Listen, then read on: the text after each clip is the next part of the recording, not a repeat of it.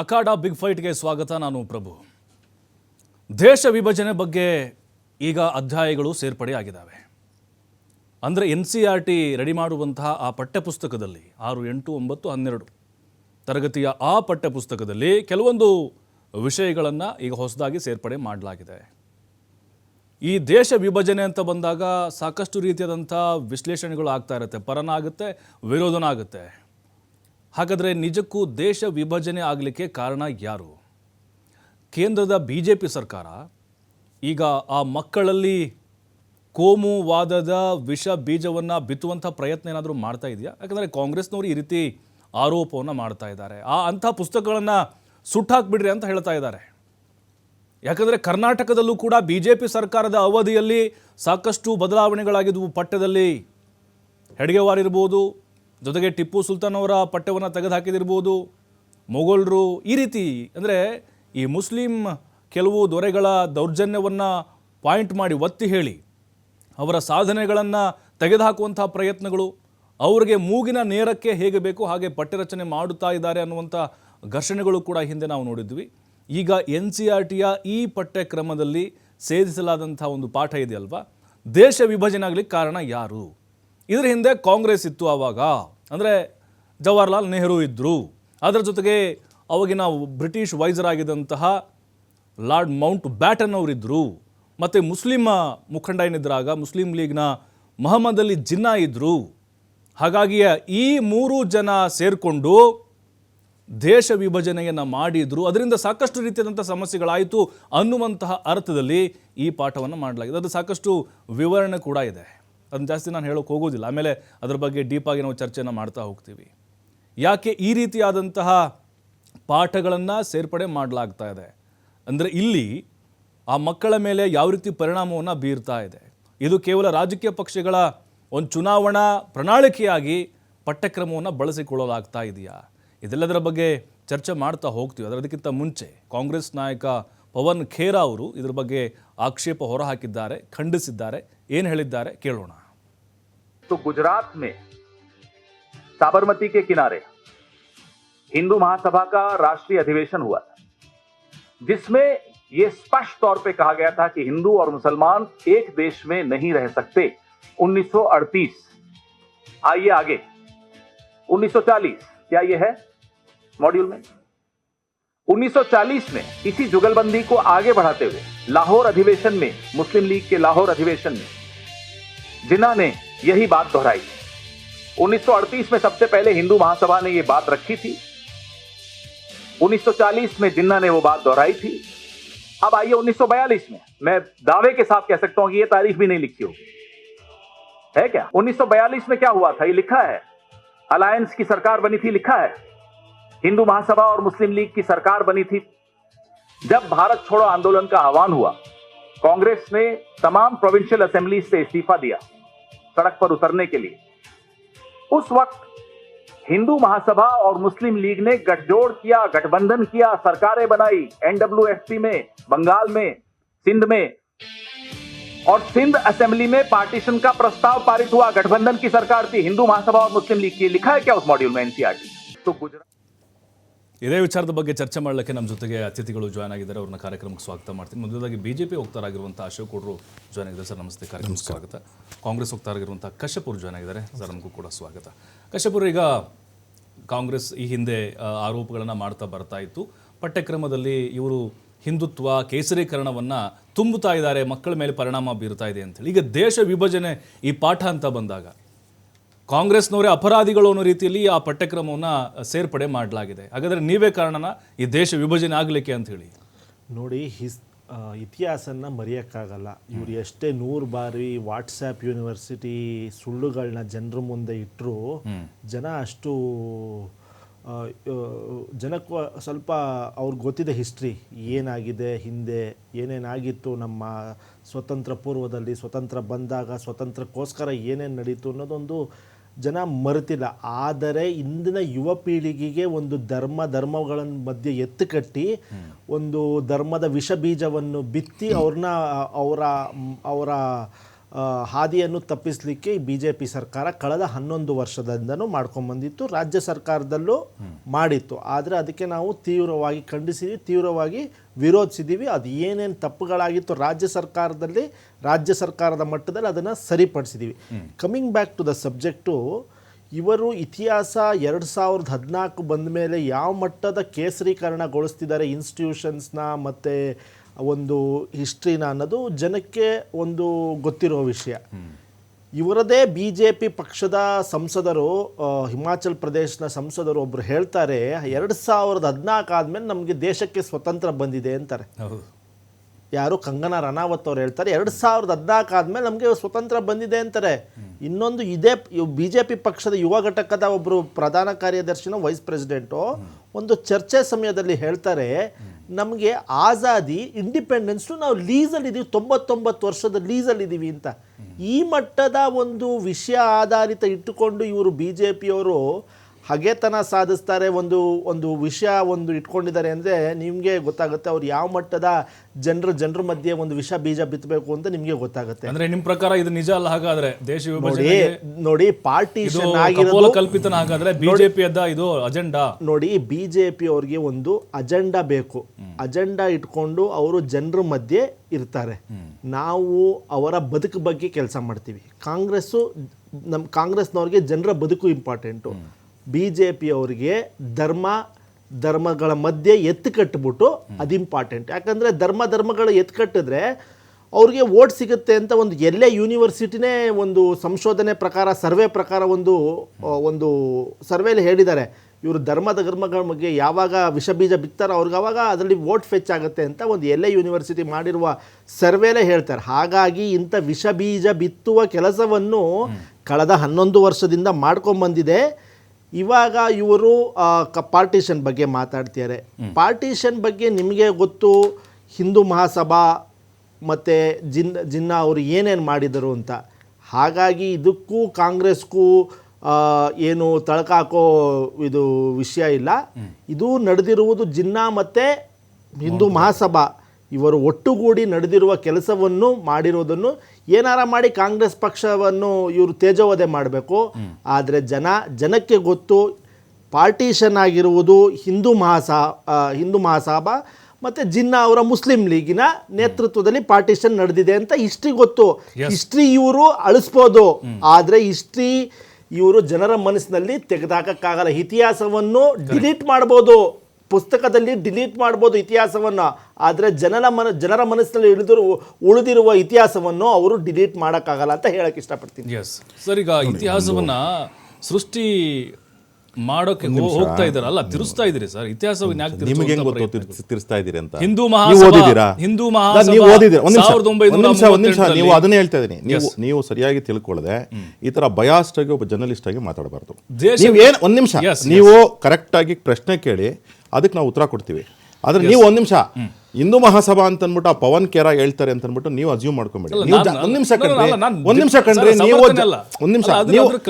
ನಿಮಿಷ ನೀವು ಜರ್ನಲಿಸ್ಟ್ ಆಗಿ ಜರ್ನಲಿಸ್ಟ್ ತರ ನ್ಯೂಟ್ರಲ್ ಆಗಿ ಮಾತಾಡಿ.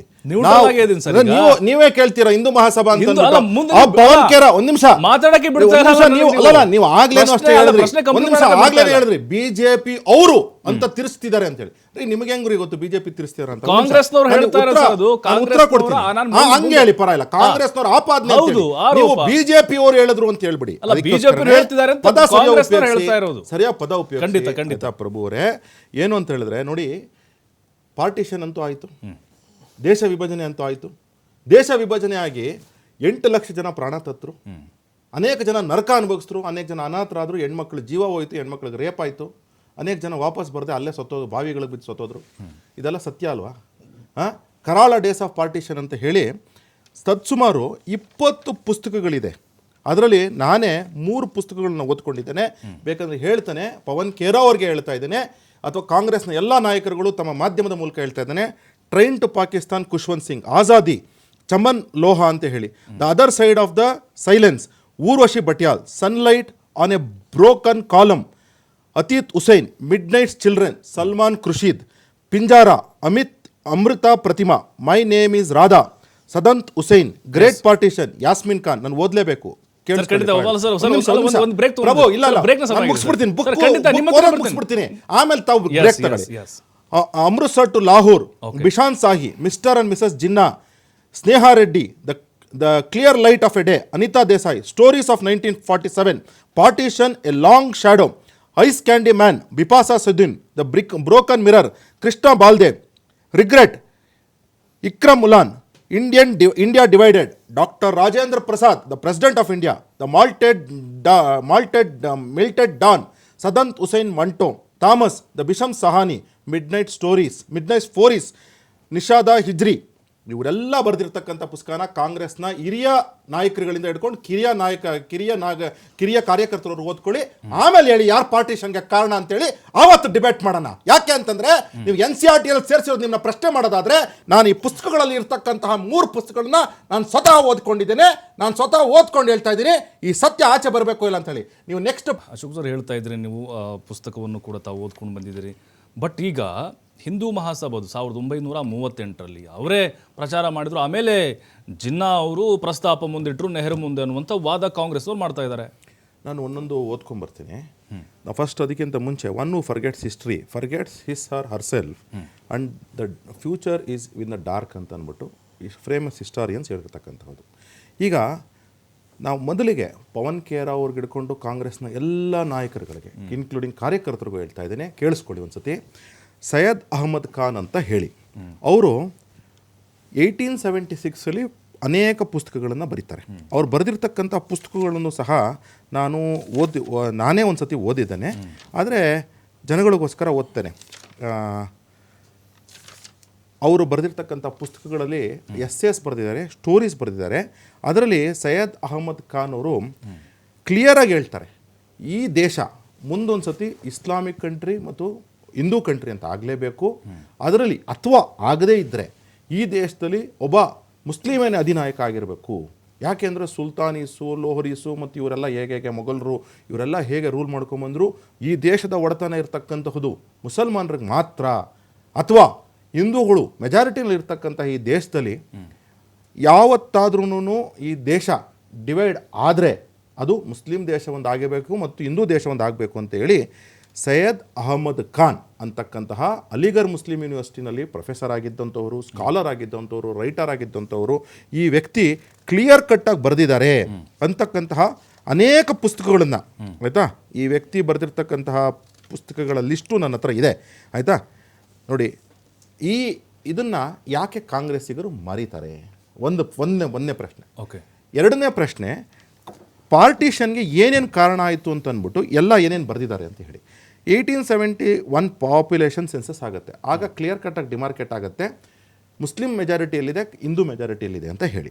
ಆಮೇಲೆ ಹಿಂದೂ ಉರ್ದು ಲ್ಯಾಂಗ್ವೇಜ್ ಡಿಬೇಟು ಪ್ರಾರಂಭ ಆಗುತ್ತೆ. ಇದೇ 1876 ಘಟನೆ ನಾನು ಹೇಳಿದ್ದು.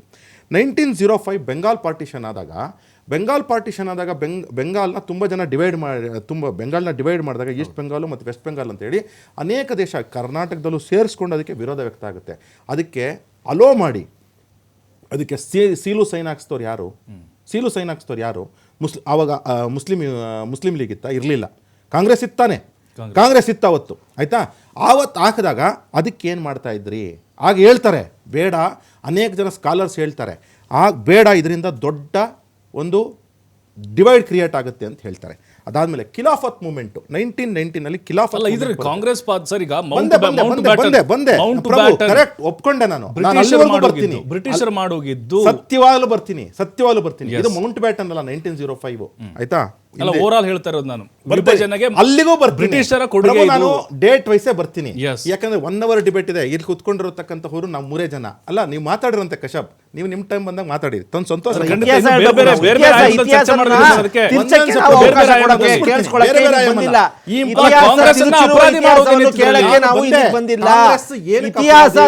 ಮೊಹಮ್ಮದ್ ಅಲ್ಜಿಲ್ ಜಿನ್ನಾ ಏನಕ್ಕೆ ಅಪರಾಧಿ? ಆಮೇಲೆ ಇತಿಹಾಸವನ್ನು ಕೇಳಕ್ಕೆ ಬಂದಿಲ್ಲ ಇತಿಹಾಸವನ್ನು ಕೇಳಕ್ಕೆ ಬಂದಿಲ್ಲ. ನಾನು ಡೈರೆಕ್ಟ್ ಆಗಿ ಡೇಟ್ಸ್ ಓದ್ಕೊಂಡು ಹೋಗ್ತೀನಿ, ಏನೇನಾಯ್ತು ಅಂತ ಹೇಳ್ತೇನೆ, ಜನ ಡಿಸೈಡ್ ಮಾಡ್ಲಿ. ಖಿಲಾಫತ್ ಮೂವ್ಮೆಂಟ್ ಅಲ್ಲಿ ಕಾಂಗ್ರೆಸ್ಗೆ ಕೆಲಸನೇ ಇರಲಿಲ್ಲ. ಯಾಕೆ ಅಂತಂದ್ರೆ, ಒಬ್ಬ ವರ್ಲ್ಡ್ ವಾರ್ 1 ಆದಮೇಲೆ ಟರ್ಕಿಯ ಖಿಲಾಫ ಬಿದ್ದೋಗ್ತಾರೆ. ಆಗ ಕಾಂಗ್ರೆಸ್ನವರು ಖಿಲಾಫತ್ ಮೂವ್ಮೆಂಟ್ಗೆ ಹೋಗಿ ಸಪೋರ್ಟ್ ಮಾಡ್ತೀವಿ ಅಂತಾರೆ.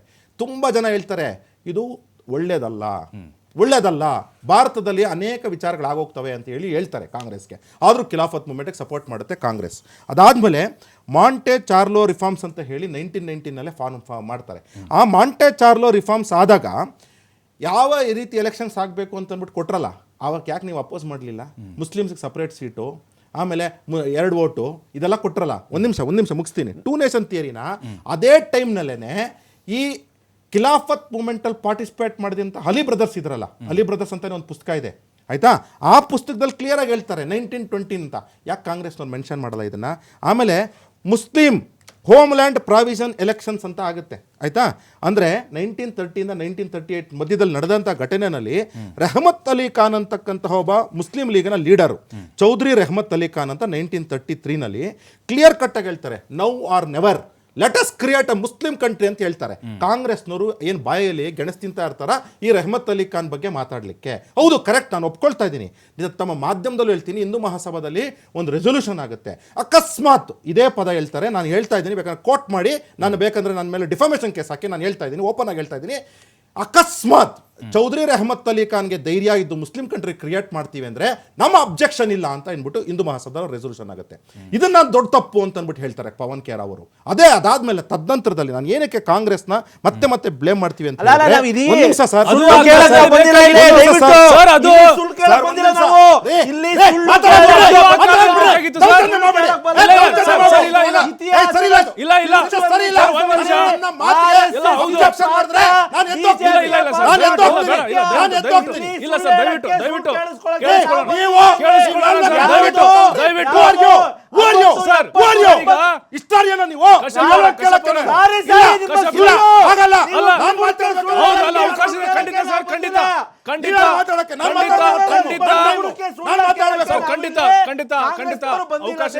ಖಂಡಿತ ಕಶ್ಯಪ್ ಅವರು ಬರ್ತೀನಿ ಸರ್. ಒಂದು ಬ್ರೇಕ್ ಸಮಯ ಆಗಿದೆ, ನನಗೆ ಬರ್ತೀನಿ. ಬ್ರೇಕ್ ಮುಗಿಸ್ಕೊಂಡು ಬನ್ನಿ, ನನಗೆ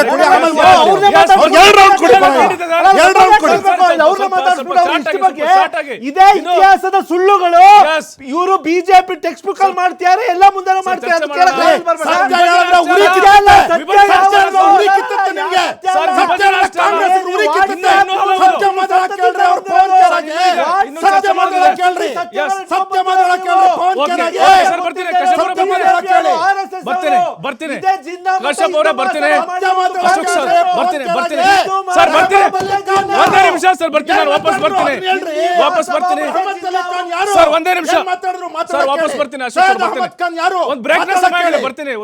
ಕಶ್ಯಪ್ ಸರ್ ಈಗಲಾದ್ರೂ ಒಪ್ಕೊಳ್ತಾರೆ, ನಾನು ಮುಗಿಸ್ಬೋದಾಗಿತ್ತಲ್ಲ ಸರ್. ಶಾರ್ಟ್ ಆಗಿ ಮುಗಿಸ್ಬಿಡಿ ಸರ್. ಅಲ್ಲ, ಶಾರ್ಟ್ ಆಗಿ ಮುಗಿಸ್ಬಿಡಿ. ಬೇರೆ ಅದಾದ್ಮೇಲೆ ಬೇರೆ ಪ್ರಶ್ನೆಗಳು.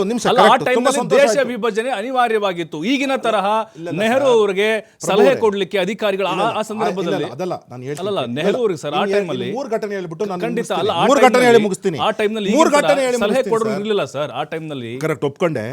ಮೊಹಮ್ಮದ್ ಅಲಿ ಜಿನ್ನಾ ಅವರು ಅವರ 1938 ಸ್ಪೀಚಲ್ಲಿ ಕ್ಲಿಯರ್ ಕಟ್ಟಾಗಿ ಹೇಳ್ತಾರೆ, 1937 ಸ್ಪೀಚಲ್ಲಿ ಹೇಳ್ತಾರೆ. ಆಗ ಲಾಹೋರಲ್ಲಿ ನಡೆದಂತಹ ಕಾನ್ಫರೆನ್ಸಲ್ಲಿ ಹೇಳ್ತಾರೆ, 2 nation theory is the policy ಅಂತ ಹೇಳಿ ಬಿಫೋರ್ ಹಿಂದೂ ಮಹಾಸಭಾ. ಅದನ್ನು ಯಾಕೆ ಹೇಳಲ್ಲ? ಮೊಹಮ್ಮದ್ ಅಲಿ ಜಿನ್ನಾ ಅವರು 1940ನಲ್ಲಿ ವಾರ್ನಿಂಗ್ ಕೊಡ್ತಾರೆ, ನಾವು 2 ನೇಷನ್ ಥಿಯರಿ ಮಾಡದೇ ಇದ್ರೆ ನಾವು ಈ ದೇಶದಲ್ಲಿ ಉಳ್ಕೊಳ್ಳಲ್ಲ, ನಾವು ದೊಡ್ಡ ದಂಗೆ ಎಬ್ಬಿಸ್ತೀವಿ ಅಂತ ಹೇಳಿ. ಕ್ವಿಟ್ ಇಂಡಿಯಾ ಮೂವ್ಮೆಂಟಲ್ಲಿ ಮೊಹಮ್ಮದ್ ಅಲಿ ಜಿನ್ನಾ ಅವರು ಸಪೋರ್ಟ್ ಮಾಡೋದಿಲ್ಲ. ಅದಕ್ಕೆ ಕಾಂಗ್ರೆಸ್ನವರು ಕ್ವಿಟ್ ಇಂಡಿಯಾ ಮೂವ್ಮೆಂಟಲ್ಲಿ ತಾವೇ ಮಾಡ್ಕೊಳ್ತಾರೆ. 1946ನಲ್ಲಿ ಆಗಸ್ಟ್ನಲ್ಲಿ ನಡೆದಂತಹ ಇದರಲ್ಲಿ ಏನು ಡೈರೆಕ್ಟ್ ಆಕ್ಷನ್ ಡೇ ಅಂತ ಹೇಳಿ ಮಾಡ್ತಾರೆ, ಆಗಸ್ಟಲ್ಲಿ ಕರೀತಾರೆ. ಜುಲೈನಲ್ಲಿ ಏನಾಗುತ್ತೆ ಅಂದರೆ ಪಾರ್ಟಿಷನ್ ಆಫ್ ಇಂಡಿಯಾ ಅಂತ ಅಂದ್ಬಿಟ್ಟು ಮುಗ್ದೋಗಿರುತ್ತೆ. ಅಂದರೆ ಅದಕ್ಕೆಲ್ಲ ಸೈನ್ ಆಗ್ತಕ್ಕಂಥ ಕೆಲಸ ಜೂನಿಂದ ಸ್ಟಾರ್ಟ್ ಆಗಿ ಜುಲೈನಲ್ಲಿ ಮುಗಿಯುತ್ತೆ. ಆಗಸ್ಟ್ನಲ್ಲಿ ಜಿನ್ನಾ ಅವರು ಹೇಳ್ತಾರೆ ಡೈರೆಕ್ಟ್ ಆಕ್ಷನ್ ಡೇ ಅಂತ ಹೇಳಿ. ಇದಕ್ಕೆ ಈಗ ಬರ್ತಾ ಇದ್ದೀನಿ ನಾನು. ಇದಾದಮೇಲೆ ಅಕ್ಟೋಬರ್ ಮತ್ತು ನವೆಂಬರ್ ತಿಂಗಳಲ್ಲಿ ನಡೆದಂತಹ ಡಿಸ್ಕಷನ್ಸಲ್ಲಿ ಮಹಾತ್ಮ ಗಾಂಧಿ ಅವರು ಇರ್ತಾರೆ ಒಳಗಡೆ, ಮೌಂಟ್ ಬ್ಯಾಟನ್ ಇರ್ತಾರೆ, ಸರ್ದಾರ್ ವಲ್ಲಭಾಯ್ ಪಟೇಲ್ರು, ನೆಹರು ಅವರು, ಜಿನ್ನಾ ಅವರು ಕೂತಿರ್ತಾರೆ. ಇಷ್ಟು ಜನ ಕೂತಿದ್ದಂತಹ ಒಂದು ಸಂದರ್ಭದಲ್ಲಿ ಆಗ ಪ್ರಪೋಸಲ್ ಇಡ್ತಾರೆ, ಆಯಿತು ನೀವು ಪಾರ್ಟಿಷನ್ ಅನ್ನೋತಕ್ಕಂಥದ್ದು ಬೇಡ, ನಾವು ಇದನ್ನ ಪಾರ್ಟಿಷನ್ ಸ್ಟಾಪ್ ಮಾಡ್ತೀವಿ, ನಾವು ದೇಶ ಬಿಟ್ಟು ಹೋಗ್ತೀವಿ ಅಂತ ಹೇಳ್ತಾರೆ. ಆಗ ಒಂದ್ ನಿಮಿಷ ಸರ್, ಜಿನ್ನಾ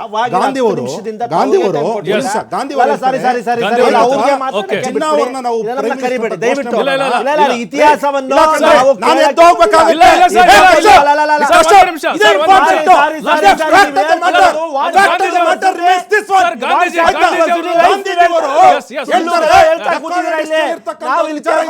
ನಾನು ಯಾವ್ದು ರೆಕಾರ್ಡೆಡ್ ಹಿಸ್ಟ್ರಿ ಬಿಟ್ಟು ಯಾವ್ದು ಹೋಗ್ತಾ ಇಲ್ಲ. ಮಹಾತ್ಮ ಗಾಂಧಿ ಅವರು ಹೇಳ್ತಾರೆ, ಮೊಹಮ್ಮದ್ ಅಲಿ ಜಿನ್ನಾ ಅವ್ರನ್ನ ಪ್ರೈಮ್ ಮಿನಿಸ್ಟರ್ ಮಾಡೋಣ, ನಾವು ದೇಶನ ಒಟ್ಟಾಗಿಟ್ಕೊಳ್ಳೋಣ ಅಂತ ಹೇಳ್ತಾರೆ. ಅಂತ ಸಂದರ್ಭದಲ್ಲಿ ಮಹಾತ್ಮ ಗಾಂಧಿ ಅವರು ನಾನು ಜಿನ್ನಾ ಅವ್ರಿಗೆ ಕನ್ವಿನ್ಸ್ ಮಾಡ್ಕೊಂಡ್ ಬರ್ತೀನಿ ಅಂತ ಆಚೆ ಹೋದಾಗ, partition is the only way ಅಂತ ಮೌಂಟ್ ಬ್ಯಾಟನ್ ಮುಂದೆ ಎದೆ ತೊಟ್ಕೊಂಡು ಹೇಳ್ದಂಥವ್ರು ಯಾರು? ಇದೇ ನಾಯಕರು ತಾನೆ, ಯಾರು? ಕಾಂಗ್ರೆಸ್ ನಾಯಕರು ತಾನೆ. ಆವಾಗ ಮಹಾತ್ಮ ಗಾಂಧಿ ಮತ್ತು ಜಿನ್ನಾ ಒಳಗಡೆ ಬಂದಿದ್ದ ಕೂಡಲೇ ದೇರ್ ಇಸ್ ನೋ ಆಲ್ಟರ್ನೇಟಿವ್ ಅಂತ ಹೇಳಿ ಘೋಷಣೆ ಮಾಡಿದವ್ರು ಯಾರು? ಘೋಷಣೆ ಮಾಡಿದವ್ರು ಯಾರು? ಅದನ್ನ ಹೇಳಿ. ಇದನ್ನೇನಾದ್ರೂ ಸತ್ಯದಲ್ಲಿ ಇದೇನಾದ್ರೂ ಈ ಪುಸ್ತಕಗಳಲ್ಲಿ 20 ಪುಸ್ತಕ ಹೇಳಿದ್ದೀನಿ. ಕಾಂಗ್ರೆಸ್ನ ನಾಯಕರುಗಳೆಲ್ಲ ಒಂದೊಂದು ಪುಸ್ತಕ ರಿಸರ್ಚ್ ಮಾಡಿ, ಯಾವ್ದೋ ರಿಸರ್ಚ್ ಮಾಡ್ತೀರಾ, ಇದು ರಿಸರ್ಚ್ ಮಾಡಿ. ನಾನು ಓಪನ್ ಆಗಿ ಚಾಲೆಂಜ್ ಮಾಡ್ತೀನಿ ತಮ್ಗೆ. ಇದ್ರಲ್ಲಿ ಏನಾದ್ರೂ ಇಲ್ಲದೆ ಇದ್ರೆ ಆವಾಗ ಹೇಳಿ ನಮ್ಗೆ. ಸರ್ ಆಲ್ ಇಂಡಿಯಾ ರೇಡಿಯೋದಲ್ಲಿ ನೆಹರು ಭಾಷಣ ಮಾಡ್ತಾರೆ, ದೇಶ ವಿಭಜನೆ ಬಗ್ಗೆ. ಅವ್ರಿಗೆ ಇಷ್ಟ ಇರಲಿಲ್ಲ, ಆದರೂ ಕೂಡ ಅದು ಯಾವುದೋ ಒತ್ತಡಕ್ಕೆ ಮಾಡೋದು, ಅವರು ದೇಶ ವಿಭಜನೆ ಮಾಡಿ ಆಮೇಲೆ ಪಶ್ಚಾತ್ತಾಪ ಪಡ್ತಾರೆ ಅಂತ ಹೇಳಿ ಅವ್ರಿಗೂ ಒಳಗೆ ಒಂದು ಕಡೆ ಇತ್ತು ಅನ್ನೋದು ಮನಸ್ಸು. ಇರೋ ಹಿಸ್ಟ್ರಿ ಬಗ್ಗೆ ಮಾತಾಡ್ಬೇಕು. ಯಾರೋ ಬರೆದಿರೋ ರೆಫರೆನ್ಸ್ ನಗಳನ್ನ ಇಟ್ಕೊಂಡು ಯಾರೋ ಬರೆದಿರೋ ರೆಫರೆನ್ಸ್ ಅವ್ರು ಹಂಗ ಅನ್ಕೊಂಡಿದ್ರು, ಮನಸ್ಸೊಳಗಡೆ ಹಂಗಿತ್ತು, ಅಲ್ಲ ಮನಸ್ಸೊಳಗಡೆ ನೋಡಿ. ಇತಿಹಾಸಕಾರರು ಬಿಜೆಪಿ ಅವರು ಸ್ವತಂತ್ರ ಹೋರಾಟದಲ್ಲಿ, ಸ್ವತಂತ್ರ ಸಂಗ್ರಾಮದಲ್ಲಿ ಭಾಗವಹಿಸಿದ್ರು. ಇಲ್ಲ ಇದೇ ಸಾವರ್ಕರ್ ಬ್ರಿಟಿಷ್ ಏನಕ್ಕೆ ಅಪಾಲಜೈಸ್ ಲೆಟರ್ ಬರ್ಕೊಟ್ಟಿದ್ರು? ಸಾವರ್ಕರ್ ಅವರು ಸಾವರ್ಕರ್ ಅವರು ಅಪಾಲಜೈಸ್ ಲೆಟರ್ ಬರ್ಕೊಟ್ಟಿದ್ರು ಏನಕ್ಕೆ? ಬ್ರಿಟಿಷ್ ಅದು ಗೊತ್ತಾಗ್ಲಿ ಜನಕ್ಕೆ. ಇವಾಗ ಸಾವರ್ಕರ್ ಅವಮಾನ ಮಾಡ್ತಾ ಇದ್ರು. ಹಾಗಾದ್ರೆ ನೋಡಿ ಸಾವರ್ಕರ್ ಅವರು ಬ್ರಿಟಿಷ್ ಅವರಿಗೆ ಅಪಾಲಜೈಸ್ ಲೆಟರ್ ಯಾಕೆ ಬರ್ಕೊಟ್ರು? ಬ್ರಿಟಿಷ್ ಯಾಕೆ ಅವರು ಪೆನ್ಷನ್ ಕೊಡ್ತಾ ಇದ್ರು? ಇತಿಹಾಸ ಇದೆ. ಇವಾಗ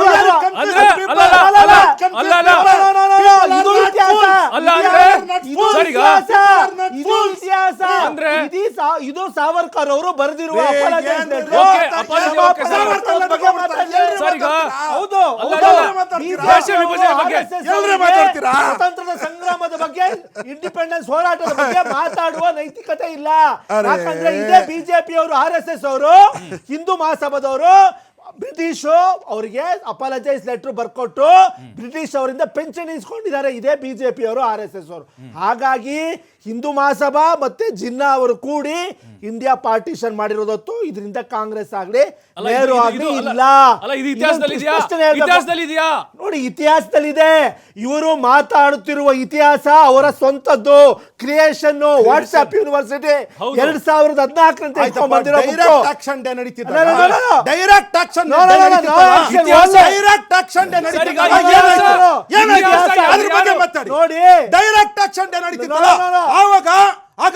ಆಗ ಮೌಂಟ್ ಬ್ಯಾಟನ್ ಹತ್ರ ಈ 5 ಜನ ನಾಯಕರು, ಜಿನ್ನಾ, ಗಾಂಧಿ, ಇದರ ಅಹಮದ್ ಅಲಿ ಖಾನು ಮತ್ತು ನೆಹರು ಮತ್ತು ಸರ್ದಾರ್ ಪಟೇಲ್ ಹೋಗಿದ್ರು ಇಲ್ವೋ? ಡಿಸ್ಕಷನ್ ಆಯ್ತು ಅಲ್ವೋ?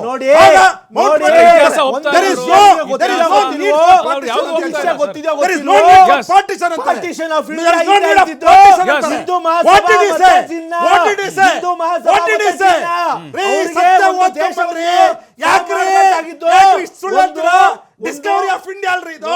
This is the fact of India. This is India. This is India. Okay, ಅಲ್ಲ ಕಶ್ಯಪುರ ಅಂದ್ರೆ ಇದೇ ಇಂಡಿಯಾದಲ್ಲಿ ಇದೇ ಸಾವರ್ಕರ್ ಅವರು ಬ್ರಿಟಿಷ್ ಅವರಿಗೆ ಕ್ಷಮಾಪಣಾ ಪತ್ರ ಬರೆದೇ ಮಾತಾಡ್ತೀರಾ? ಏನೇನೋ ಮಾತಾಡ್ತಾರೆ. ಅದೇ ಇಂಡಿಯಾ, ಡಿಸ್ಕವರಿ ಆಫ್ ಇಂಡಿಯಾ ಬಗ್ಗೆನೂ ಹೇಳ್ತೀನಿ. ಸರ್ ಅದು ಅವರ ಆರ್ಗ್ಯುಮೆಂಟ್ ಸರ್, ಅದು ಅವರ ಆರೋಪ. ಅದು ನೀವ್ ಹೆಂಗೆ ಹೇಳ್ತಿರೋ, ನೀವ್ ಹೆಂಗೆ ಡಿಫೆಂಡ್ ಮಾಡ್ತೀರೋ? ಆಬ್ವಿಯಸ್ಲಿ ಇತಿಹಾಸದಲ್ಲಿದೆ, ನೋಡಿ ಸರ್, ಒಂದ್ ಇಲ್ಲೂ second. ಇದೆ, ಅಂಡಮಾನ್ ನಿಕೋಬಾರ್ ಸರ್, ಒಂದ್ second ನೋಡಿ. ಜೈಲಲ್ಲಿ ಇದೇ ಸಾವರ್ಕರ್ ಬ್ರಿಟಿಷ್ ಅವರಿಂದ ಪಿಂಚಣಿ ಇಸ್ಕೊತಾ ಇದ್ರು, ಇದೇ ಇತಿಹಾಸ. ಬಿಜೆಪಿ ಅವರು ಪಾತ್ರ ಸರ್, ಈಗ ಒಬ್ಬರು ಕೂಡ ದೇಶ ವಿಭಜನೆ ನೋಡಿ, ಒಬ್ಬರು ಕೂಡ ದೇಶಕ್ಕಾಗಿ ಸ್ವತಂತ್ರ ಪಡೆದಿಲ್ಲ. ಸಾವರ್ಕರ್ ನಾನು ಎದೆಮುಟ್ಟು ಹೇಳ್ತೀನಿ, ನಮ್ಮ ಮನೆಯಿಂದಲೂ ಒಬ್ರು ಸ್ವತಂತ್ರಕ್ಕೋಸ್ಕರ ಹೋರಾಡಿದ್ದಾರೆ, ಅದು ನಮ್ಮ ಇತಿಹಾಸ. ಟೂ ನೇಷನ್ ಥಿಯರಿ ಮಾತಾಡ್ತಾರೆ. ಟೂ ನೇಷನ್ ಥಿಯರಿ ಮಾತಾಡಿದ್ದು ಸೈಯದ್ ಅಹಮದ್ ಖಾನ್ ಅಂತ ಫಸ್ಟ್ ಟೈಮ್. ಅದಾದ್ಮೇಲೆ ಅನೇಕ ಜನ ಹೇಳ್ತಾರೆ ಹಿರಿಯರು, ದೇಶ ವಿಭಜನೆ ಟೈಮಲ್ಲಿ ಸಾವರ್ಕರ್ ಇರ್ಲಿಲ್ವಾ? ಇದ್ರು, ಖಂಡಿತವಾಗ್ಲೂ ಸತ್ಯ ಅದು, ಅದ್ರಲ್ಲಿ ನಾನು ಡೌಟೇ ಇಲ್ಲ.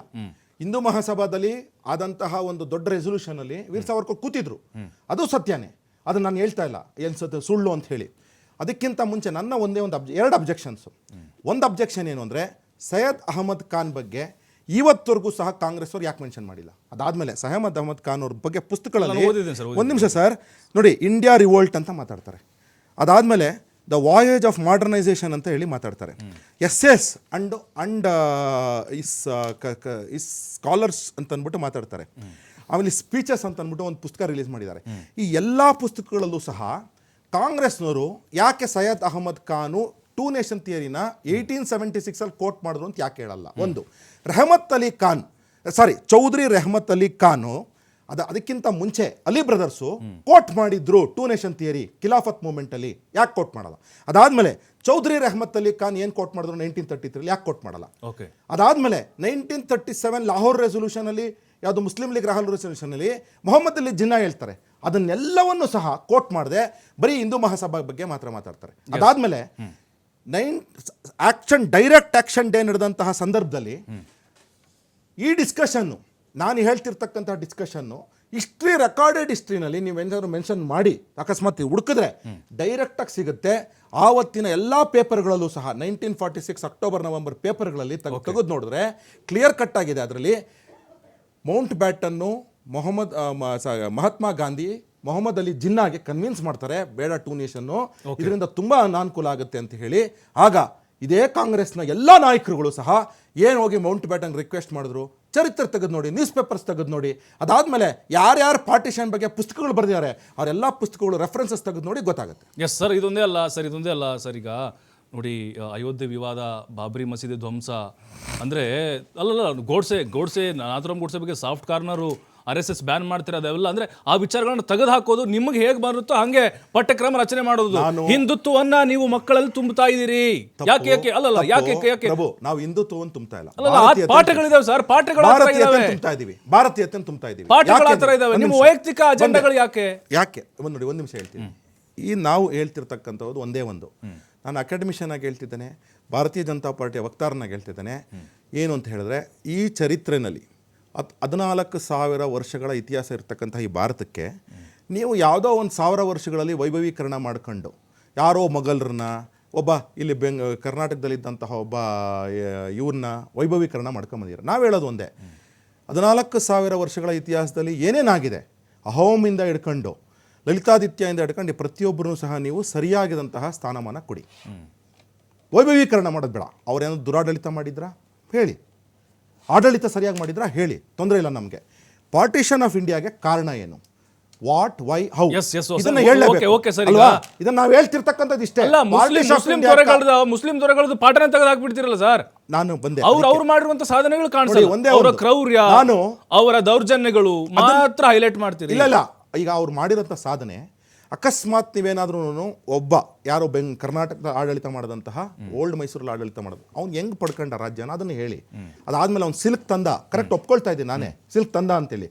ಬೆಂಗಾಲಿಂದ ತಂದ, ಯಾರೋ ಹೇಳ್ತಾರೆ ಓ ಇಡೀ ಭಾರತಕ್ಕೆ ಸಿಲ್ಕ್ನ ಇಂಟ್ರೊಡ್ಯೂಸ್ ಮಾಡ್ಬಿಟ್ರು ಅಂತ. ಎಂಥ ಸುಳ್ಳು ಆಯ್ತಾ. ಅದಾದ್ಮೇಲೆ KRS ಡ್ಯಾಮ್ ಅವರೇ ಕಟ್ಬಿಟ್ರು ಅಂತೇಳಿ, ಎಂಥ ಸುಳ್ಳು. ನಾವು ಹೇಳೋದೇನು ಅಂದರೆ, ಆತ ಮಾಡಿರ್ತಕ್ಕಂಥ ಕಾಂಟ್ರಿಬ್ಯೂಷನ್ ಒಪ್ಕೊಳ್ತೀವಿ, ಅದೇ ಮಾಡದೇ ಇರತಕ್ಕಂಥ ಕಾಂಟ್ರಿಬ್ಯೂಷನ್ ನೀವು ಇಲ್ಲಿಸಲದನ್ನ ಹುಡ್ಸಕ್ ಹೋಗ್ಬೇಡಿ. ಅಂದ್ರೆ ತುಷ್ಟೀಕರಣ ಹಾಗಾದ್ರೆ ಅದು 100% ತುಷ್ಟೀಕರಣ. Yes. ಆಮೇಲೆ ಪ್ರಭುವರೇ ನೋಡಿ, ನಾವು ಮಾತಾಡಕ್ಕೆ ಬಂದಿದ್ದೀವಿ, ಸರ್, ನಾವು ಖಂಡಿತ ಇತಿಹಾಸ ಬರ್ತೀನಿ. ಹೇಳಕ್ ಬಂದಿದ್ದೀವಿ. ಬರ್ತೀನಿ ಸರ್. ನಾವು- ಒಂದು ನಿಮಿಷ, ನಿಮ್ಮ ಒಂದು ನಿಮಿಷ, ಕಾರ್ಯ- ಖಂಡಿತ. ಇವಾಗ ಒಂದು ಖಂಡಿತ. ನಿಮಿಷ, ಒಂದು ನಿಮಿಷ, ಒಂದು ನಿಮಿಷ. ಮುಸಲ್ಮಾನರೆಲ್ಲ ನೋಡಿ, ನೋಡಿ, ಒಂದು ನಿಮಿಷ, ನಮ್ಗೆ ಎರಡೇ ಕಡೆ ಇಂಪಾರ್ಟೆಂಟ್ ಅಲ್ಲ, ಒಳ್ಳೆ ಇಂಪಾರ್ಟೆಂಟ್ topic ಐತೆ, ಆ topic ಸರ್, ಈಗ ತುಷ್ಟೀಕರಣ ನೀವು ಮಾಡ್ತಾ ಇಲ್ವಾ? ವ್ಯತ್ಯಾಸವನ್ನು ತಿರುಸ್ತಾ ಇಲ್ವಾ? ನೋಡಿ ಒಳ್ಳೆ ಟಾಪಿಕ್ ಎತ್ತಿದ್ದಾರೆ ಅಶೋಕ್ ಅವರು, ಅದಕ್ಕೆ ರಿಬಲ್ಟನ್ ಮಾಡೋಣ ಒನ್ ಬೈ ಒನ್. ಕಳೆದ ಸರ್ಕಾರ, ಬಿಜೆಪಿ ಸರ್ಕಾರ, ರಾಜ್ಯದಲ್ಲಿ ರೋಹಿತ್ ಚಕ್ರತೀರ್ಥ ಎಂಬುವವರು ಒಂದು ನೇತೃತ್ವದಲ್ಲಿ ಒಂದು ಸಮಿತಿ ರಚನೆ ಮಾಡಿದ್ರು. ಹೌದು. ಆತ ಅವಮಾನ ಮಾಡಿರುವುದು ನಮ್ಮ ನಾಡಿನ ಶ್ರೇಷ್ಠ ಕವಿ ಕುವೆಂಪುನ ಅವಮಾನ ಕುವೆಂಪು ಹೌದು. ಕರೆಂಟ್ ಯಾವತ್ತೂ ಕುವೆಂಪು ಅವ್ರ ಪದ್ಯ. ಆಮೇಲೆ ಕುವೆಂಪು ಅವ್ರದ್ದು. ಕುವೆಂಪು ಅವರಿಗೆ ಬಿಜೆಪಿ ಸರ್ಕಾರ ರೋಹಿತ್ ಚಕ್ರತೀರ್ಥ ಅವಮಾನ ಮಾಡಿದ್ದಾನೆ. ಅಲ್ಲ, ಆಗಿದೆ ಸರ್. ಅವಮಾನ ಮಾಡಿದ್ದಾನೆ. ಒಪ್ಕೊಳ್ಳಿ, ಒಪ್ಕೊಳ್ಳಿ, ಒಪ್ಕೊಳ್ಳಿ. ತೆಗ್ದಿದ್ದಾರೆ. ಇವತ್ತು ನಾವು ಮಾತಾಡಕ್ ತೆಗ್ದಿದ್ದಾರೆ. ಹೌದು. ಇವತ್ತು ಮಾತಾಡಕ್ ರೋಹಿತ್ ಚಕ್ರತೀರ್ಥ ಪೆರಿಯಾರ್ ಅವ್ರದ್ದು. CRT ನಲ್ಲಿ ಇರ್ತಕ್ಕಂತಹ ಪಾರ್ಟಿಷನ್ ಆಫ್ ಇಂಡಿಯಾದ ಸಹಿ ಘಟನೆ, ಕಹಿ ಘಟನೆಗಳ ಬಗ್ಗೆ ಮಾತಾಡ್ತಾ ಇದ್ದೀವಿ.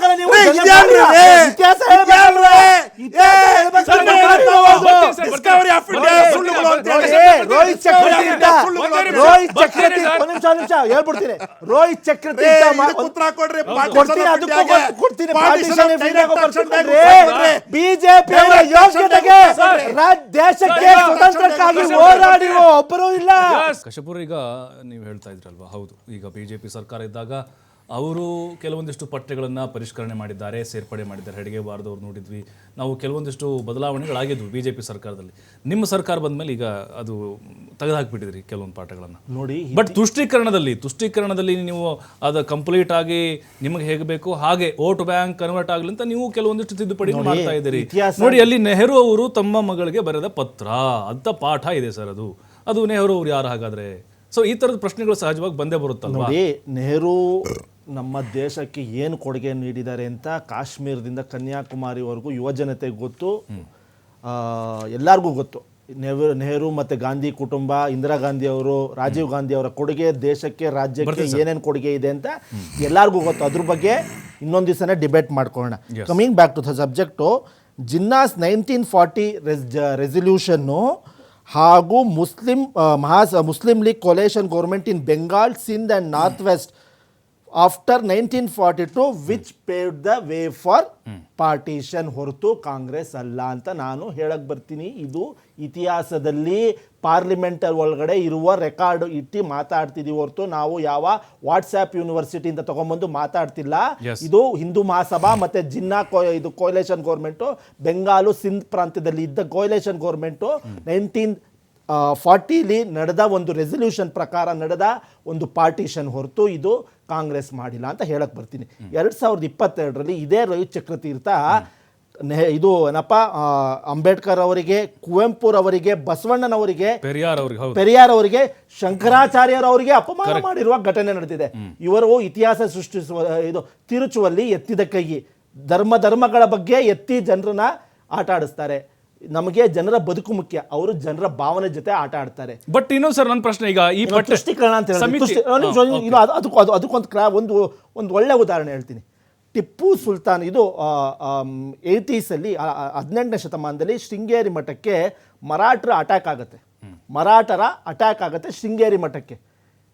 ಆ ಮಠವನ್ನು ಕಾಪಾಡಿದ್ದು ಇದೇ ಟಿಪ್ಪು ಸುಲ್ತಾನ್ ಅಂತ ಶೃಂಗೇರಿ ಮಠದಲ್ಲಿ ಇವತ್ತು ಕೂಡ ಆರ್ಕೈವ್ಸಲ್ಲಿ ಡಿಜಿಟಲಿ ರೆಕಾರ್ಡ್ ಆಗಿದೆ. ಈ ಸತ್ಯವನ್ನು ಯಾರು ಮರೆಮಾಚಕ್ಕೆ ಸಾಧ್ಯನೇ ಆಗಲ್ಲ. ಇದು ಶೃಂಗೇರಿ ಮಠದೊಳಗಡೆ ಇದೆ. ಟಿಪ್ಪು ಸುಲ್ತಾನ್ ಹಿಂಗ್ ಮಾಡ್ಬಿಟ್ಟ ಅಂತಲ್ಲ, ಇದು ಕೂಡ ಇದೆ. ಶೃಂಗೇರಿ ಮಠವನ್ನು ಮರಾಠರವರು ಅಟ್ಯಾಕ್ ಮಾಡ್ತಿದ್ದಾಗ ಇದೇ ಟಿಪ್ಪು ಸುಲ್ತಾನ್ ಬಂದು ಅವರು ಇದು ರಕ್ಷಣೆ ಮಾಡಿದರು. ಅದಕ್ಕೆ ನಮ್ಮ ಶೃಂಗೇರಿ ಮಠದ ಗುರುಗಳು ಒಂದು ಕೃತಜ್ಞತಾ ಪತ್ರವನ್ನು ಟಿಪ್ಪು ಸುಲ್ತಾನ್ಗೆ ಬರೆದಿದ್ದಾರೆ. ಅದಕ್ಕೂ ಶೃಂಗೇರಿ ಮಠಕ್ಕೂ ಟಿಪ್ಪುನು ಕೂಡ ಹೇರಳವಾಗಿ ದಾನ ಮಾಡಿದ್ದಾನೆ. ಆ ಸತ್ಯನೂ ಕೂಡ ಬಿಜೆಪಿ ಅವ್ರು ಹೇಳಬೇಕು, ಬಿಜೆಪಿ ಅವ್ರಿಗೆ ಗೊತ್ತಿಲ್ಲ ಅಂತ ತಿಳ್ಕೊಳ್ಳಿ. ಅಲ್ಲ ಅಂದ್ರೆ ಸರ್, ಈಗ ಈ ಪಠ್ಯಕ್ರಮ ಸಮಿತಿ ಇರುತ್ತಲ್ವಾ, ಒಂದು ಸಮಿತಿ ಇರುತ್ತಲ್ಲ, ಸಮಿತಿ ರಚನೆ ಮಾಡೋ ಸಮಿತಿ ಇರುತ್ತಲ್ವಾ, ಅದರಲ್ಲಿ ಅನುಮಾನ, ಈಗ ಚಕ್ರವರ್ತಿ ಹೇಳ್ತಾ ಇದ್ರು ಚಕ್ರವರ್ತಿ ಅವ್ರದ್ದು, ಬಟ್ ಆ ಥರದ NCERT ಕೂಡ ಅದೇ ರೀತಿಯ ಮನಸ್ಥಿತಿಗಳು ಇದೆ ಅಂತ ನೋಡಿ, ಹೇಳಿ. ಎಲ್ಲ ಇನ್ಸ್ಟಿಟ್ಯೂಷನ್ ಅಲ್ಲಿ ನೋಡಿ ಎಲ್ಲ ನಿಮಿಷ ನಮ್ಮ ಕಾಲ ಬಂದ್ರೆ ಅದಕ್ಕೆ ಉತ್ತರ ಕೊಡ್ತೀವಿ. ಎಲ್ಲ ಇನ್ಸ್ಟಿಟ್ಯೂಷನ್ ಅಲ್ಲಿ ಬಿಜೆಪಿಯವರು ಸ್ಯಾಫ್ರನೈಸೇಷನ್ ಮಾಡ್ಲಿಕ್ಕೆ ಪಣ ತೊಟ್ಟಿದ್ದಾರೆ. ಅದಕ್ಕೆ ನಾವು ಮುಂದಿನ ದಿನಗಳು ಏನ್ ಮಾಡ್ಬೇಕು ಅದನ್ನ ಮಾಡ್ತೀವಿ. ಇಡಿ, IT, CBI, ಎಲೆಕ್ಷನ್ ಕಮಿಷನ್ ಎಲ್ಲಾನು ಸ್ಯಾಫ್ರನೈಸೇಷನ್ ಮಾಡಕ್ಕೆ ಹೊರಟಿದ್ದಾರೆ. ಮುಂದಿನ ದಿನಗಳಲ್ಲಿ ಕಾಂಗ್ರೆಸ್ ಅಧಿಕಾರಕ್ಕೆ ಬಂದ ದಿವಸ ಏನು ಇತಿಹಾಸ ತಿರ್ಚಿದಾರಲ್ಲ ಜನಕ್ಕೆ, ನಾವು ಏನು ಇತಿಹಾಸ ವಾಸ್ತವವನ್ನು ಅರಿವು ಮಾಡ್ಕೊಳಕ್ಕೆ ನಾವು ಆ ನಿಟ್ಟಿನಲ್ಲಿ ಕೆಲಸ ಮಾಡ್ತೀವಿ. ಮೊಘಲ್ರು ಏನ್ ಮಾಡಿದ್ರು, ಅಕ್ಬರ್ ಏನ್ ಮಾಡಿದ್ರು, ಟಿಪ್ಪು ಏನ್ ಮಾಡಿದ್ರು, ಅದು ಗೊತ್ತಾಗ್ಬೇಕು ಜನಕ್ಕೆ. ಅದು ಗೊತ್ತಾಗ್ಬೇಕು ಜನಕ್ಕೆ. ಇಲ್ಲಿ ಆಫ್ ಬೇಕ್ ಜನರಿಗೆ ವಿಷ ಬೀಜವನ್ನು ಬಿತ್ತಬಾರ್ದು. ಅಲ್ಲಲ್ಲ, ಜನರಿಗೆ ವಿಷ ಬೀಜವನ್ನು ಬಿತ್ತಬಾರ್ದು. ನೋಡಿ, ಮಕ್ಕಳಿಗೆ ಇತಿಹಾಸ ನೋಡಿ, ಜನರಿಗೆ ವಿಷ ಬೀಜ ಬಿತ್ತಲೆ ಟೈಮಲ್ಲೇ ಜಾತಿಗಳ ಮಧ್ಯೆ ಅವ್ರಿಗೆ ವೈಷಮ್ಯ ಬರುತ್ತೆ. ಜಾತಿಗಳ ಬಗ್ಗೆ ಅವ್ರಿಗೆ ವೈಷಮ್ಯ ಬರುತ್ತೆ. ಒಂದು ನಾವು ಇರುವುದು ದೇಶದಲ್ಲಿ ಸರ್ವ ಜನಾಂಗದ ಶಾಂತಿಯ ತೋಟ ಎಂಬ ದೇಶದಲ್ಲಿ, ಸಂವಿಧಾನ ಅಡಿಯಲ್ಲಿ ನಡೆಯುತ್ತಿರೋ ದೇಶದಲ್ಲಿ ಇರೋದು ಹೊರತು ನಾವು ಆ ಜಾತಿ ಈ ಜಾತಿಗಳ ಮಧ್ಯೆ ನೋಡಿ ನೀವು ಮಾಡ್ತಿರೋದು ಇನ್ನೇನ್ ಮಾಡ್ತಿರೋದು ನೀವು ಜಾತಿಗಳ ಬಗ್ಗೆ ಹೊಡೆದಾಡಿಸ್ತಿದ್ದೀರಾ, ಜಾತಿಗಳ ಓಟ್ಗಳು ಡಿಲೀಟ್ ಮಾಡ್ತಿದ್ದೀರಾ, ಜಾತಿಗಳ ಮಾತಾಡ್ಬೇಡ್ರಿ. ಒಂದ್ ನಿಮಿಷ ನೋಡಿ ಸರ್. ಈಗ ನೋಡಿ ಯಾವತ್ತು ನೋಡಿ ಒಂದ್ ನಿಮಿಷ ಅಲ್ಲ ಸರ್, ಈಗ ನೋಡಿ ಅಲ್ವಾ ಸರ್, 2014 ಪ್ರಭು, ನಾನು ಒಂದು ವಿಚಾರ ಹೇಳ್ತೀನಿ. 2014 ನಂತರ ತಮ್ಮ ಸರ್ಕಾರ ಕೇಂದ್ರದ ಅಧಿಕಾರಕ್ಕೆ ಬಂದ ಮೇಲೆ ಸರ್, 2017, 19, 21, 23 1333 ಪಠ್ಯದಲ್ಲಿ ಬದಲಾವಣೆಗಳನ್ನ ಮಾಡಿದಿರಿ ಸರ್. ತಪ್ಪೇನಿಲ್ಲ. ಜ್ಯೋತಿರ್ಲಿಂಗ ಪಠ್ಯ, ಬೇಟಿ ಬಚಾವ್ ಬೇಟಿ ಪಡಾವು, ಈ ರೀತಿ ಪಾಠಗಳನ್ನು ಮತ್ತೆ ನಿಮ್ದು ರಾಜಕೀಯ ಅಜೆಂಡಾ ಅಲ್ವಾ? ಬೇಟಿ ಬಚಾವ್ ಬೇಟಿ ಪಡಾವ್ ಏನಿದೆಯಲ್ಲ, ಬೇಟಿ ಪಡಾವ್ ಇದೆಯಲ್ಲ, ಅದೊಂದು ದೊಡ್ಡ ಅಜೆಂಡಾ. ಯಾಕೆ ಅಂತಂದ್ರೆ ಈ ದೇಶದಲ್ಲಿ ಯಾವಾಗ್ಲೂ ಅಷ್ಟೇ ಹೆಣ್ಣಿಗೆ ನಾವು ಗೌರವ ಕೊಡ್ತೀವಿ. ಕಾರ್ಯಕರ್ತರಂತ ಪ್ರಶ್ನೆ ಬರುತ್ತೆ. ಕಾರ್ಯಕರ್ತರು ಇಲ್ಲ ಸರ್. ಯಾಕೆ ಅಂದ್ರೆ ಹರಿಯಾಣ ಮತ್ತು ಪಂಜಾಬ್ನಲ್ಲಿ 781 ಬಂದಿದ್ರು 1000 ರೇಷುನಲ್ಲಿ, ಆಯ್ತಾ? ಅದರಿಂದಾಗಿ ಬೇಟಿ ಬಚಾವ್ ಬೇಟಿ ಪಡಾವ್ ಏನಿದೆ ಪ್ರತಿಯೊಬ್ರು ಸ್ವಾಗತ ಮಾಡಲೇಬೇಕು. ಸರ್ಕಾರ ಸಾಧನೆಗಳನ್ನ ಸರ್ಕಾರ ಸಾಧನೆ ಅಂತಲ್ಲ, ನೀವು ನೋಡೋ ದೃಷ್ಟಿಕೋನ ಬೇರೆ, ಆಯ್ತಾ? ಅದು ಇಂಪಾರ್ಟೆಂಟ್. ಅದು ಆಮೇಲೆ 1300 ಏನಕ್ಕೆ ಬಂದಿದೆ ಅಂತ ಹೇಳಿದ್ರೆ, ನಾನೀಗ ಒಂದೇ ಒಂದು ಉದಾಹರಣೆ ಕೊಡ್ತೀನಿ. ಡಾಕ್ಟರ್ ಬಾಬಾ ಸಾಹೇಬ್ ಅಂಬೇಡ್ಕರ್ ನಾನು ಅತ್ಯಂತ ಪೂಜ್ಯ ಭಾವನಲ್ಲಿ ನೋಡ್ತಕ್ಕಂತಹ ಒಬ್ಬ ನಾಯಕ ಅಂತನಲ್ಲ, ನನ್ನ ಪ್ರಕಾರ ಅದೊಂದು ದೊಡ್ಡ ಸಂತ. ಯಾಕೆ ಅಂತ ಹೇಳ್ತೀನಿ ನೋಡಿ. ನಾವೆಲ್ಲರೂ ಅಂಬೇಡ್ಕರ್ನ ನಾನು ಓದ್ತಿದ್ದಾಗಲೂ ಸಹ, ನಾನು ಇತ್ತೀಚೆಗೆ ರೀಸೆಂಟಾಗಿರ್ನೂ ಸಹ ನಾನು ಏನು ಅಂದ್ಕೊಂಡಿದ್ದೆ, ಒಬ್ಬ ಅಂಬೇಡ್ಕರ್ ಕಾನ್ಸ್ಟಿಟ್ಯೂಷನ್ ಬರೆದು ಅಂತ ರಿಸರ್ವೇಷನ್ ಕೊಟ್ಟರು ರೀ. ಅದಕ್ಕೆಲ್ಲ ನಾವು ಗೌರವಿಸಬೇಕಾಗಿರೋದು. ಕಾನ್ಸ್ಟಿಟ್ಯೂಷನ್ ಬರೆದಲ್ಲಿ ಒಂದು ಸಮಿತಿ ಇತ್ತು, ರಿಸರ್ವೇಷನ್ ನೀವು ಕೊಡದೇ ಇದ್ದೀರಾ, ಇನ್ನೊಬ್ರು ಕೊಟ್ಟಿರೋರು. ಆದರೆ ಅಂಬೇಡ್ಕರ್ ನಾವು ಗೌರವಿಸಬೇಕಾಗಿರೋದು ಏನು ಗೊತ್ತಾ? ಅಂಥ ಮಹಾತ್ಮ ಹಲವಾರು ಪುಸ್ತಕಗಳನ್ನು ಬರೆದು ಜಗತ್ತಿಗೆ ಒಬ್ಬ ಎಕನಾಮಿಸ್ಟ್ ಅಂತೀರಾ, ಒಬ್ಬ ಫಿಲಾಸಫರ್ ಅಂತೀರಾ, ಒಬ್ಬ ಸ್ಪಿರಿಚುವಲ್ ಪರ್ಸನ್ ಅಂತೀರಾ, ಆಮೇಲೆ ಒಬ್ಬ ದಾರ್ಶನಿಕ ಅಂತೀರಾ, ಫ್ಯೂಚರ್ ಥಿಂಕಿಂಗ್ ಲೀಡರ್ ಅಂತೀರಾ. ಅಕಸ್ಮಾತ್ ಏನಾದರೂ 1956 ಬಾಬಾ ಸಾಹೇಬರು ಬದುಕಿದ್ದಿದ್ರೆ ಅಥವಾ ಪಾರ್ಲಿಮೆಂಟ್ಗೆ ಹೋಗಿದ್ದಿದ್ರೆ, ಇನ್ನೂ ಒಂದು 10 ವರ್ಷ ಬದುಕಿದ್ದಿದ್ರೆ, Baba Saheb could have made record in this country by creating ಎಂತಹ ಒಂದು ಸಮಸ್ಯೆಗಳಿಗೆಲ್ಲದಕ್ಕೂ ಪರಿಹಾರ ಕೊಟ್ಟು ಹೋಗ್ಬಿಡ್ತಿದ್ರು, ಇನ್ಕ್ಲೂಡಿಂಗ್ ಕಾಶ್ಮೀರಿ ಸಮಸ್ಯೆಗೆ. ರಾಜಗೋಪಾಲಾಚಾರಿ ಜೊತೆ ಅವರೊಂದು ಚರ್ಚೆ ಮಾಡ್ತಾರೆ, ಕಾಶ್ಮೀರ್ ಪ್ರಾಬ್ಲಮ್ಗೆ ಏನು ಸೊಲ್ಯೂಷನ್ ಅಂತ ಹೇಳಿ. ರಾಜಗೋಪಾಲಾಚಾರಿ ಸಜೆಷನ್ ಮಾಡಿದಾಗ ಇದು ಸರಿ ಅಂತ ಅಂದ್ಬಿಟ್ಟು ಒಂದು ಪತ್ರನೂ ಸಹ ಬರೀತಾರೆ. ಅದನ್ನು ಯಾಕೆ ನನ್ನಿಂದ ಮುಚ್ಚಿಟ್ರಿ? ಆಮೇಲೆ ಬಾಬಾ ಸಾಹೇಬರು ಇದು ಪಾಕಿಸ್ತಾನ್ ಅಂತ ಅಂದ್ಬಿಟ್ಟು ಒಂದು ಪುಸ್ತಕ ಬರೀತಾರೆ. ಅಂದರೆ ಪಾಕಿಸ್ತಾನ್ ಬಗ್ಗೆ ಮತ್ತು ಯಾವ ರೀತಿ ಮೈಂಡ್ ಸೆಟ್ ಇದೆ ಅಂತ ಹೇಳಿ ಒಂದು ಪುಸ್ತಕ ಬರೀತಾರೆ. ಆ ಪುಸ್ತಕ ನನ್ನಿಂದ ಯಾಕೆ ಮುಚ್ಚಿಟ್ರಿ? ನಾನು ಹೇಳೋದಿಷ್ಟೇ, ಸತ್ಯ ಏನಿದೆ ಅದನ್ನ ತರ್ತಕ್ಕಂಥ ಕೆಲಸ ಭಾರತೀಯ ಜನತಾ ಪಾರ್ಟಿ ಮಾಡ್ತಾ ಇದೆ. ನಮಗೆ ಸತ್ಯ ಜಯ ಸಿಗ್ತಾ ಇದೆ. ನಾವು ಪ್ರತಿ ಸತಿ ಹುಡುಕ್ತಾ ಇದ್ದೀವಿ. ನಾವು ಎಲ್ಲೆಲ್ಲಿ ಸತ್ಯ ಇದೆ ಎಲ್ಲ ಇಡೀ ದೇಶದಲ್ಲಿ, ಇಡೀ ಜಗತ್ತಲ್ಲಿ ಎಲ್ಲಿವರೆಗೂ ಸಹ ಸನಾತನ ಧರ್ಮ ಸ್ಪ್ರೆಡ್ ಆಗಿತ್ತು ಅಂತ ನಾನೇ ಒಂದು ವಿಡಿಯೋ ಮಾಡಿದ್ದೀನಿ. ಇವತ್ತಿಗೆ ಆ ವಿಡಿಯೋಗೆ 2 ಮಿಲಿಯನ್ ವ್ಯೂಸ್ ಆಗಿದೆ. ಏನಕ್ಕೆ ಬಂತು ಅಂದ್ರೆ ನಾವು ಸತ್ಯ ಹುಡುಕ್ತಕ್ಕಂತಹ ಧೈರ್ಯ ಮಾಡ್ತೀವಿ. ಅದೇ ಶಂಕರಾಚಾರ್ಯ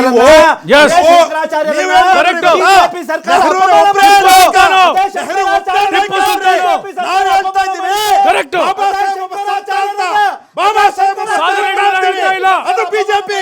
ಬಾಬಾ ಸಾಹೇಬ್ ಅದು ಬಿಜೆಪಿ. ಬಾಬಾ ಸಾಹೇಬ್ ಸಂತ ಅಂತೀವಿ, ಅದು ಬಿಜೆಪಿ. ಬಾಬಾ ಸಾಹೇಬ್ ಸಂತ ಅಂತೀವಿ, ಅದು ಬಿಜೆಪಿ. ಅದು ಬಿಜೆಪಿ. ನೀವು ಒಬ್ಬರ ನಾಯಕ ಅಂತೀರಾ, ನಾವು ಹೇಳ್ತೀವಿ ಎಲ್ಲರೂ ನಾಯಕರೇ. ಬಾಬಾ ಸಾಹೇಬ್ರ ಸಂತ ಅಂತೀವಿ, ಅದು ಬಿಜೆಪಿ. ಅದು ಬಿಜೆಪಿ. ಅದು ಬಿಜೆಪಿ. ಅದು ಬಿಜೆಪಿ. ಅರ್ಥ ಮಾಡ್ಕೊಳ್ಳಿ, ಇದೇ ಡಿಫರೆನ್ಸ್. ನೋಡಿ, ಸನಾತನ ಧರ್ಮದ ಬಗ್ಗೆ ಮಾತಾಡ್ತಾರಲ್ಲ, ಇದೇ ಕಳೆದ ಬಿಜೆಪಿ ಸರ್ಕಾರ ರಾಜ್ಯದಲ್ಲಿ ಬಾಬಾ ಸಾಹೇಬ್ ಕಳೆದ ಅವ್ರನ್ನ ಸರ್ಕಾರದಲ್ಲಿ ನೆನಪಿಸ್ಕೊಂಡು ಶಂಕರಾಚಾರ್ಯರನ್ನ ನೆಹರು ಅಪಮಾನ ಒಬ್ರೇ ಮಾಡಿದ್ದಾರೆ. ಶಂಕರಾಚಾರ್ಯರನ್ನ ಅಪಮಾನ ಎಲ್ಲರೂ ಮಾಡ್ಲಿಲ್ಲ, ಮಾಡಿದ್ದಾರೆ. ಹೌದು, ಟಾಪ್ ಲೆವೆಲ್ ಅಪಮಾನ ಮಾಡ್ಲಿಲ್ಲ. ಬಿಜೆಪಿ ಸರ್ಕಾರ ಅದೇ difference. ಹಿಂದೂ ಅದೇ ವಿರೋಧಿ difference. BJP Yes, sir. ಸರ್ಕಾರ Yes, sir. ಶಂಕರಾಚಾರ್ಯರನ್ನ Yes, ಕಶ್ಯಪ್ ಅವರೇ. ಅಪಮಾನ ಮಾಡಿದ್ದಾರೆ. ಆ ತರ ಕಾಡಿದೆ. ಎಸ್ ಕಶ್ಯಪ್ ಅವರು ಎಸ್ ಧನ್ಯವಾದ ಕಶ್ಯಪ್ ಅವರು ಭಾಗ್ಯಗತಿಕೆ ಡಿಬೇಟಲ್ಲಿ sir. Thank you Ashok sir, ತಮಗೂ ಕೂಡ ಧನ್ಯವಾದ ಕಶ್ಯಪ್ ಸರ್. ನೋಡ್ತಾ ಇದೀವಲ್ವಾ ಈಗ ಈ ಜಟಾಪಟಿ ಎಲ್ಲಿಗೆ ಹೋಗಿ ನಿಲ್ಲುತ್ತೆ. ಯಾಕಂದರೆ ರಾಜ್ಯದಲ್ಲೂ ಕೂಡ ಈ ಹಿಂದೆ ಬಿಜೆಪಿ ಸರ್ಕಾರ ಇದ್ದಾಗ ಪಠ್ಯ ಪರಿಷ್ಕರಣೆಗಳಾಗಿದ್ದಾವೆ. ಕಾಂಗ್ರೆಸ್ ಕೂಡ ಅಧಿಕಾರಕ್ಕೆ ಬಂದ ಮೇಲೆ ಕೆಲವೊಂದಿಷ್ಟು ಬದಲಾವಣೆಗಳನ್ನು ಮಾಡಿದೆ. ಹಿಂದಿನ ಪಾಠಗಳನ್ನು ಕೂಡ ತೆಗೆದುಹಾಕಿದೆ. NCERT ಕೂಡ ಈಗ ನಿರಂತರವಾಗಿ ಈ ಪಠ್ಯಗಳನ್ನು ಸೇರಿಸುವಲ್ಲಿ ನಿರತವಾಗಿದೆ. ಹಾಗಾಗಿನೇ ರಾಜಕೀಯವಾಗಿ ಕೂಡ ಇದು ಆಯಾಮವನ್ನು ಪಡೆದುಕೊಳ್ತಾ ಇದೆ. ಒಂದಿಷ್ಟೇ ಈಗ ಮಕ್ಕಳೇನಿದ್ದಾರೆ ಅವರಲ್ಲಿ ಯಾವುದೇ ರೀತಿಯಾದಂಥ ಒಂದು ಹೇರಿಕೆ ಮುಕ್ತ ಮನಸ್ಸಿನಿಂದ ಆ ಪಾಠಗಳನ್ನು ಓದುವಂಥ ಒಂದು ಪ್ರಕ್ರಿಯೆ ಇರಬೇಕು. ಜಾತಿ ಅಥವಾ ಧರ್ಮ ಈ ರೀತಿ ಭಿನ್ನಾಭಿಪ್ರಾಯಗಳು ಬರುವಂತಹ ಯಾವುದೇ ವಿಚಾರಗಳು ಅದರಲ್ಲಿ ಇರಬಾರ್ದು ಅನ್ನುವಂತಹ ಒತ್ತಾಯಗಳು ಕೂಡ ಕೇಳಿ ಬರ್ತಾ ಇದೆ. ಕಾದು ನೋಡೋಣ ಮುಂದೆ ಏನೆಲ್ಲ ಬದಲಾವಣೆಗಳಾಗುತ್ತೆ, ಬೆಳವಣಿಗೆ ಆಗುತ್ತೆ ಅಂತ ಹೇಳಿ. ಇದೇ ಹೊತ್ತಿನ ಅಖಾಡ. ನೋಡ್ತಾರೆ TV5, ಇದು ವಾಸ್ತವದ ಪ್ರತಿರೂಪ.